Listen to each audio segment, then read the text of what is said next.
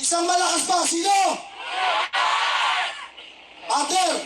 Alam nyo itong batang ito, sabi niya nga, maubos lang ang papel nyo sa kakasumpi na sa akin. Hindi pa rin siya titigil. Huwag niya natin patagalin, partner! At tawagin na natin! Walang iba! Kung hindi, si Si Kuya Power!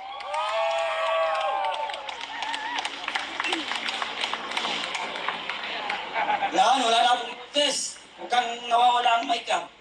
Mahirap pala pag huli ka magsalita. Kasi amoy ng mic lang ang nakukuha mo. So, ayan! Buhay pa ba kayo? Handa na ba kayo? May lighter na ba ang lahat? Para sa candle lighting, baka mamaya masupinan naman ako. Oh. Paglabas ko sa CIDC, tumawag ang TV Patrol. Kuya Bart, pwede ka bang ma-interview? Sabi ko, oo, pwede. Sabi niya, hindi ka ba nagulat? Ano ang naging reaksyon mo nung pinadalan ka ng supina? Sabi ko dun sa reporter, buang ka ba? Hindi mo ba alam na ikaw ang dahilan kung bakit ako pinasupina dahil sa balita mo na fake news? Buang yata to, sabi ko. Tatanungin niya ako kung hindi ako nagulat. Siya ang dapat magulat. Kaya para hindi niya natakalam na siya yung dahilan kung bakit ako pinasupina. Ngayon, kaya tayo narito dahil sa pagkikipaglaban kontra korupsyon sapagkat napakalala na ng nakawan korupsyon sa ating bansa.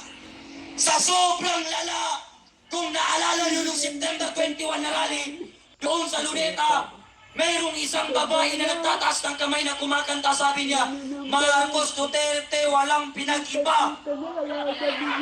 Yung kilikili niya, nangitim na. Bakit nangitim ang kilikili niya? Kasi kahit yung pambili niya ng tawas, ninakaw ng mga kongresista. Malala pala itong mga congressman na ito. Pati pambili natin ng tawas, kinukuha nila. Ninanakaw nila. Pati tuloy mga kababayan natin na nangingitim na ang kilikili, parang binayuan ng kape. Malala ang nakawan dito sa ating bansa. Ngayon, ito ang nakakapagtaka. Si Claire Castro, di puta, di bobo, di putang ina mo. Bobo at gago, si Claire Castro. Saan ka makikita? Lahat ng project ng Pangulo ng Bangag sinasabi. Pag nagtanong ang reporter, ma'am, saan po nakalagay yung mga ano na yan? Sabi niya, sige, ibibigay ko sa mamayang listahan. Gago ang mga kanyang.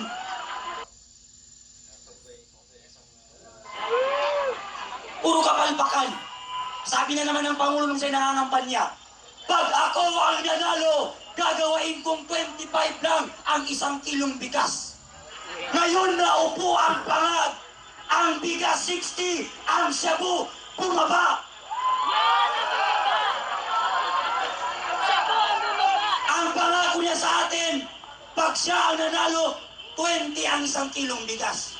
Bakit ngayon siya ang naupo, ang bigas 60, ang shabu bumaba? Baka kaya natin siya na kumakain ng bukin, no? Noong sona niya, ano ang sabi ng dating Pangulo? 15,500 na po ang ating nasisimulang flood control at mas marami pa tayong gagawin. Saan mo nilagay, Mr. President? Pinanggal ang barko? Oo, nabaliw ka lang nung sinabi mo yon. Pangalawang sona niya, anong sabi niya? Marami na po tayong napapatubigan at mas marami pa tayong patutubigan. Ano ang tingin mo sa Metro Manila? Irrigation? Ano ang tingin mo sa Pilipino palay? Bangag itong Pangulo natin. Pinatubigan na tayo. Anong tingin mo sa Pilipino palay? Anong tingin mo sa Balintawa, Quezon City, Pasig, Bulacan? Irrigation? Napatutubigan mo? Sabi naman niya, mahirap kasi subahin yung mga baha. Kasi yung baha, yung bagyo, hindi na sumusunod sa dating schedule eh, buwang ka pala eh. Siya pala ang nag-schedule ng bagyo. Buwang na Pangulo ito. Talagang buwang. Kaya ko sinabi, etong administrasyon na ito, Congressman Abante, Jaldico, Martin Romualdez, BBM, lahat pa na nasa administrasyon ito, utak, hipon! Ma'am Tyson, salamat sa kulay.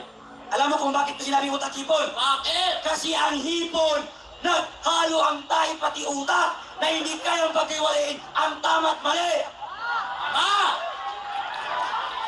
Sino ang kapwa na utak, hipon? Si Congressman Abante. Ngayon, Abante, bagyo, may baha. Ito na ang panahon para palitan mo ang apelyido mo. Hindi na Abante. Alam niyo kung ano? Atras. Bakit? Ang hipon, pag lumalangoy, hindi pa Abante, paatras. Kaya ngayon, si Congressman Kiko Barzaga nandito ngayon. Bakit? Punong-puno na siya sa nakawan at korupsyon sa ating bansa. Bakit? Hirap na si Congressman Kiko Barzaga. Isa siya sa mayroong pinakamalaking binabayarang tax sa Pilipinas. Bakit? Siya ang may pinakamaraming pusang pinapakain sa Pilipinas. Ha?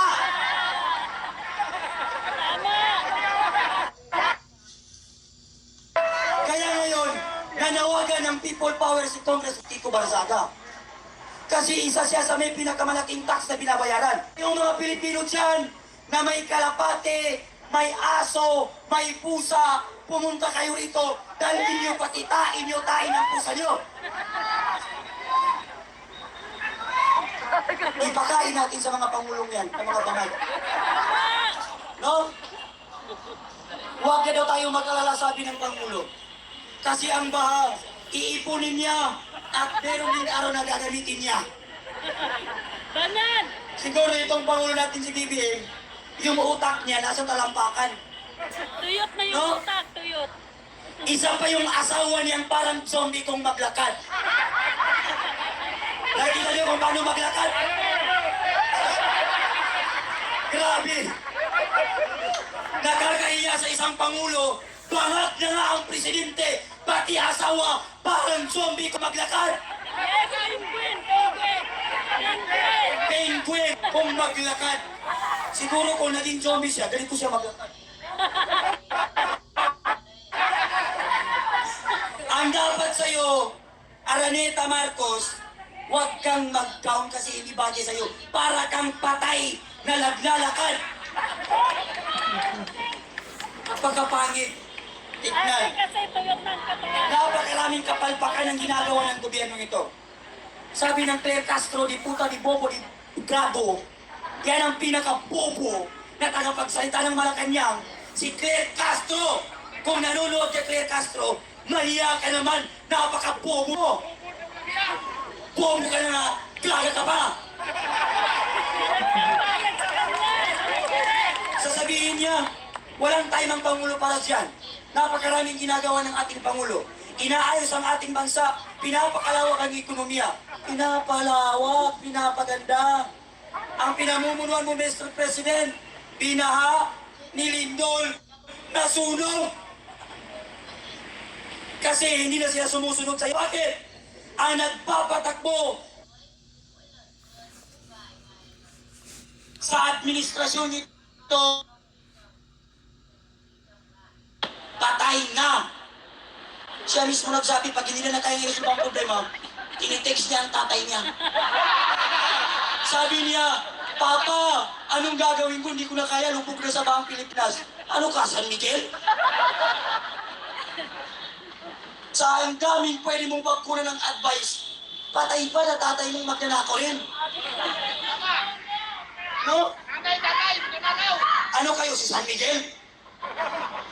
Na pag nakalistro, si San Miguel ang panalo. Pag tinanong mo, sino panalo? Si Satanas. Hindi na daw sumusunod sa schedule ang bagyo. Kumukuha pa siya ng advice sa tatay niya. Puro palpak ang plano niya. Dapat, Bongbong Marcos, mahiya ka na. Kasi nakikita mo ang mga Pilipino, ayaw na sa'yo. Tama?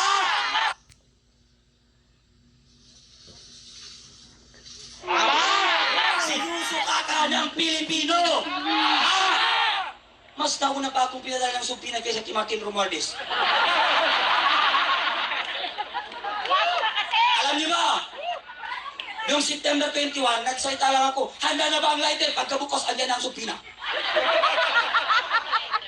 Bakit yung nakawan sa gobyerno? Bilyon-bilyon. Na-mention ng masyado si Saldico, Martin Romualdez, bakit hindi makulong? Kasi tayo, mahirap. Sila, mga butete. Kaya yung mga barya nyo sa bulsa nyo, ingatan nyo. Baka pag yan, nakawin nila. Nakikita nyo yung mga barko? Araw-gabi, nandyan sa dagat, pero hindi lumulubog. Bakit? Kasi kapitan lang ang meron, walang congressman. Tayo nasa city, binabaha. Kasi ang daming congressman na buhaya. Isa pa yung si Chela Alonte. Sino nakakilala kay Chela Alonte? Chela Alonte na yan. Ang lakas ng loob niya sabihin, wala akong utang na loob sa Pilipino. Gaga! Gago ka, gaga ka pa. Paano mo nasisikmura na sabihin na wala kang utang na loob sa mga Pilipino? Yang pambili mo ng napkin, yang pambili mo ng bra, panty, pati pagkain mo, pati bahay mo, pera at pawis ng bawat Pilipino. Yang sinasahod sa inyo, tatay mo, pamilya mo, na pinagmamalaki mo na sa political dynasty ka, pera ng taong bayan yan. Ama. Tapos sasabihin niyo, wala kang utang na loob? Kaya sa lahat ng anak ng kontraktor, politiko, at lahat ng nagkinabang sa flood control project, gago, tanga, inutil. Ama. Napakakapal ng mukha ninyo. Nasubukan niyo ba magtrabaho ng 24 hours para may mapakain sa pamilya? Nasubukan niyo ba magtanim ng palay sa bundok? Nasubukan niyo ba mag-aralo? Nasubukan niyo ba mamasala ng jeep para may pang-aral ang anak? Para may panggastos ang anak? Para may pakain ng pamilya? Hindi. Nasubukan ba ng mga anak nila yung gaya ng ginagawa natin mga ordinaryong Pilipino? Pumipila sa jeep. Pag-alis natin ng bahay, press na press. Pagdating sa school o trabaho, parang lumpia na sinausaw sa mantika. Wala na, oily na. No? Kaya tayo nagtipon-tipon dito para wakasan at ipanawagan kung meron pang natitirang kapal na mukha. Yang Pangulo na yan, marapat lamang na bumabaya siya sa pwesto sapagkat ayaw na at sawa na ang Pilipino sa kanya. Magpuporhis ka na, Bongbong Marcos, wala ka pa rin nagawa. Wala ka pa rin napapatunayan sa ating bansa. Bata, Habang sila nagpapakasarap, natutulog sa magandang bahay, nandoon sa ibang bansa, tayo nagsuswimming sa tai at ihi dito sa Maynila. At dito tayo sa kanal, lumalangoy. Saan ang mga piloto natin? Andun sa ibang bansa. Kung magkaroon ng People Power Tree, gubro tayo dakdak. Noong una, nag-people power din sila. Umalis si Marcos. Umalis si Erap. People power na naman, Edro naman tayo. Hanggat hindi natin gayaan ang gaya ng Nepal at Indonesia, hindi matututo ang mga politikong namumuno sa atin. Tama! Kaya dapat maeksampulan niya ang mga politikong kungkung na yan. Balatan ng buhay, kilawin, utangin na yan. Ilibang pa siguro yan. Kayo na lang sigurong kumain. Kaya natin umalis mukhang ang asim. Pati si Saldico ang asim. Hindi kami kumakain ng buhaya. Maasim ang mga mukha nila, kakapal ng pagmumukha nila. Mga gago, mga tarantado, mga inutil. Dati ang akala ko ang buhaya nasa tubig lang. Ngayon nasa Malacanang na sila, nasa House of Representatives pa sila. High-tech na, nakabarong pa. Nag-level up! Nag-level up! Dati ang buhaya kinakain karni lang kinakagat tao. Ngayon arte na. Pera na ang kinakain. Ayaw ng barya. Gusto bilyon. Trilyon ang gusto nilang kainit na kawin. Kaya sabi ko sa CIDG, maubusan kayo ng papel. Kakasumpina niyo sa akin. Kahit isang landtrack pa ang dali niyong sumpina, kahit nasa loob ako ng kulungan, magsisigaw-sigaw ako dyan. Sabi nung pulis sa akin, sir, ba't mo gustong makulong? Kasi nagpahuli ko, ayaw ko huliin. Sabi ko, sir, gusto kong makulong. Bakit? Kasi sabi ko doon sa loob ng kulungan, hindi ka na magtatrabaho, hindi mo na problema ang kakainin mo, hindi ka na magre-rent ang iigaan mo. Pakakainin ka nila doon. Meron ka pang higaan. Sabi nung pulis, sa lahat ng tao, ikaw lang ang ibang prinsipyo. Gusto mong makulong dahil uupo lang? Sabi ko, oh sir, pagod na ako sa labas eh. Di ba? Puro nakaw, ilang pangulo na ang binoto natin. Pero, umunlad ba ang Pilipinas? Umunlad ba o hindi? Yan. Nagalit pa ang mga taga-Luzon dahil minura ko sila. Sabi ko, putang ina ng mga taga-Luzon. Eh, totoo naman ang putang ina nila eh. Ayaw nilang lumabas eh. Tayo na ngayon nandito. Galing ng Cebu. Galing ng Mindanao.